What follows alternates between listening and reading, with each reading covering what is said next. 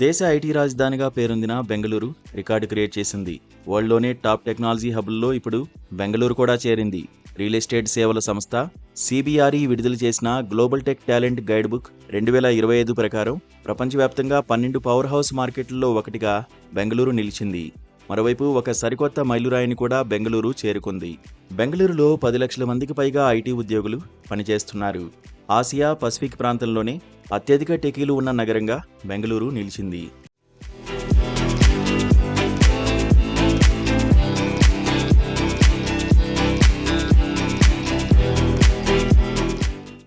ప్రపంచవ్యాప్తంగా 12 power house మార్కెట్లలో San Francisco, New York metro, London, Tokyo, Paris, Singapore వంటి ప్రధాన సాంకేతిక కేంద్రాలు ఉన్నాయి.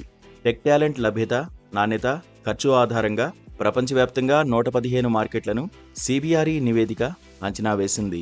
కేవలం శ్రామిక శక్తి పరిమాణంలోనే కాకుండా ప్రత్యేక నైపుణ్యాల్లో, ముఖ్యంగా ఆర్టిఫిషియల్ ఇంటెలిజెన్స్లోనూ బెంగళూరు ప్రత్యేకతను చాటుకుంది.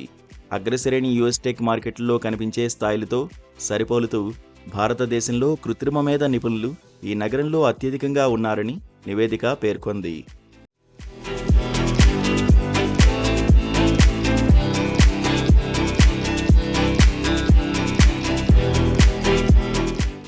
రెండు 2019 నుండి 2024 వరకు బెంగళూరులో పనిచేసే వయసులో ఉన్నవారి జనాభా 2.4% పెరిగింది. వీరు బెంగళూరు నగర జనాభాలో 75.5% మంది ఉన్నారు. ఈ డెమోగ్రాఫిక్ అడ్వాంటేజ్ టెక్నాలజీ రంగంలో బెంగళూరు విస్తరణకు కీలక చోదకాల్లో ఒకటి. 28 యూనికార్న్ సంస్థలు, వెంచర్ క్యాపిటల్ పెట్టుబడుల బలమైన ప్రవాహంతో నగరంలో స్టార్టప్ వ్యవస్థ అభివృద్ధి చెందుతోంది. ఒక్క 2024లోనే బెంగళూరు $3.3 బిలియన్ విలువైన 140 VC ఒప్పందాలను దక్కించుకుంది.